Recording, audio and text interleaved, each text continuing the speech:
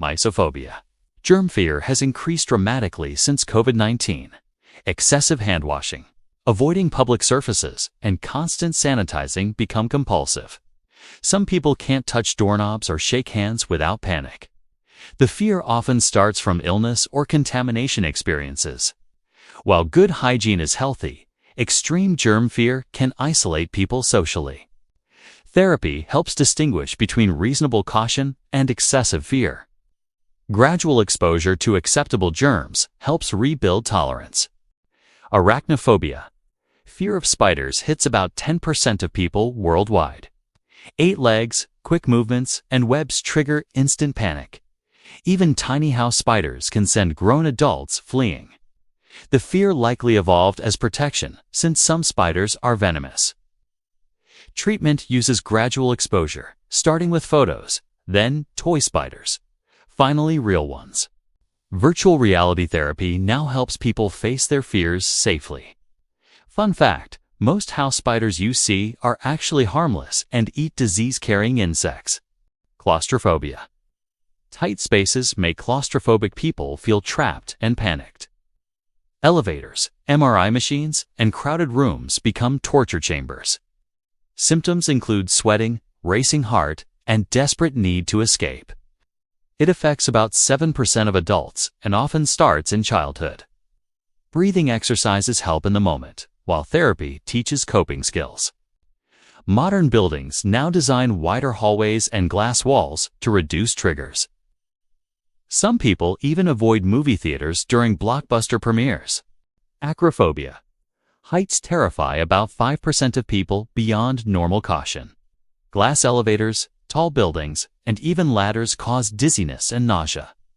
The brain sees the distance to ground and screams danger, even when perfectly safe. This fear actually protects us from falls, but becomes a problem when it limits daily life. Gradual exposure works here too.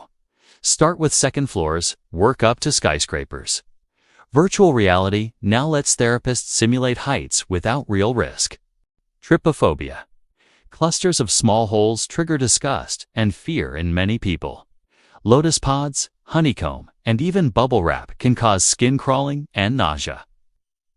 Scientists think it's an evolutionary response to diseased skin or dangerous animals with spotted patterns. Social media made this phobia famous when whole cluster images went viral.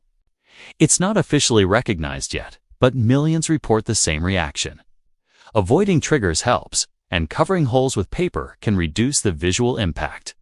Agoraphobia. Fear of open spaces or situations where escape feels impossible.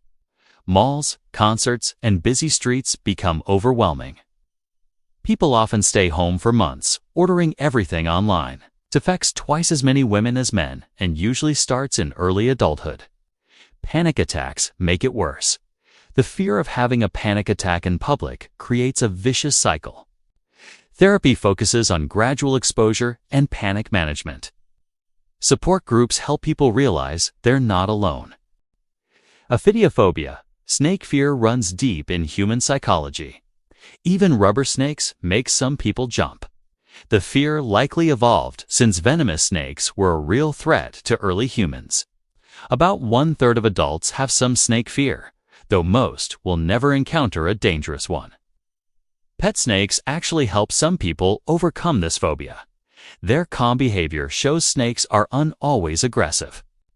Zoo education programs also help by teaching which snakes are actually dangerous. Cynophobia. Dog fear affects about 6% of people, often starting from childhood bites or attacks. Even friendly dogs can trigger panic attacks. The fear makes daily life difficult since dogs are everywhere. Parks, streets, friends, homes. Size doesn't matter. Even tiny dogs can terrify cynophobic people. Therapy often involves meeting calm, trained therapy dogs first. Understanding dog body language helps too. Wagging tails and relaxed postures signal friendliness. Thanatophobia. Death anxiety affects almost everyone at some point.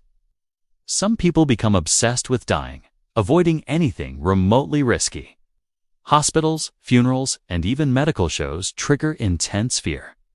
It often gets worse with age or after losing someone close. Therapy helps people accept mortality as natural while focusing on living fully. Philosophy and spirituality sometimes provide comfort. Ironically, avoiding all risk can make life feel less worth living. Aerophobia. Flying phobia affects about 25% of people to some degree. Turbulence, takeoffs, and the lack of control trigger panic. Statistics show flying is safer than driving, but our brains don't process that logically. The fear often combines claustrophobia, acrophobia, and loss of control. Airlines now offer fear of flying courses with pilot explanations and gradual exposure. Breathing exercises and distraction techniques help during flights. Some people need medication for longer trips. Trypanophobia. Needle fear affects about 20% of people, making medical visits terrifying. Injections, blood draws, and even seeing needles on TV cause fainting or panic. This fear often prevents people from getting necessary medical care or vaccinations. It usually starts in childhood from painful medical procedures. Numbing creams, distraction techniques, and specialized medical staff help. Some clinics now use needle-free injection systems for vaccines. Nyctophobia. Fear of darkness affects many children and some adults. Our brains imagine threats we can't see, creating overwhelming anxiety. Nightlights, flashlights, and gradual exposure help children overcome this fear. Adults often link it to other fears, like burglary or supernatural beliefs. The fear made sense for early humans when predators hunted at night. Modern security systems and well-lit neighborhoods reduce real dangers, but the ancient fear remains. Emetophobia. Vomiting fear affects about 7% of people, making stomach bugs terrifying. People avoid certain foods, crowded places, or sick people entirely. The fear often includes watching others vomit, not just doing it themselves. It can lead to eating disorders or extreme dietary restrictions. Pregnancy becomes especially difficult since morning sickness is common.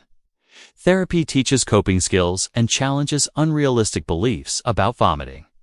Support groups help people realize the fear is more common than they think. Megalophobia. Large objects trigger fear and anxiety in some people. Whales, airplanes, tall buildings, and even big statues cause overwhelming feelings. The size comparison makes people feel tiny and vulnerable. This fear often overlaps with submokinophobia, fear of submerged objects. Therapy uses gradual exposure, starting with photos and moving to real encounters. Understanding the actual safety of these objects helps reduce irrational fears. Automatonophobia. Dolls, mannequins, and robots trigger intense fear in some people. The uncanny valley effect makes human-like objects seem creepy and wrong. Wax museums, ventriloquist dummies, and even humanoid robots cause panic. The fear often starts in childhood, from scary movies or dolls. As AI and robotics advance, this fear may become more common. Therapy helps people distinguish between real threats and harmless objects designed to help humans. Thanks for watching this video. Got some ideas for upcoming videos? Let me know in the comments down below. Also, be sure to like, subscribe, and hit the bell. It really helps pushing the videos out.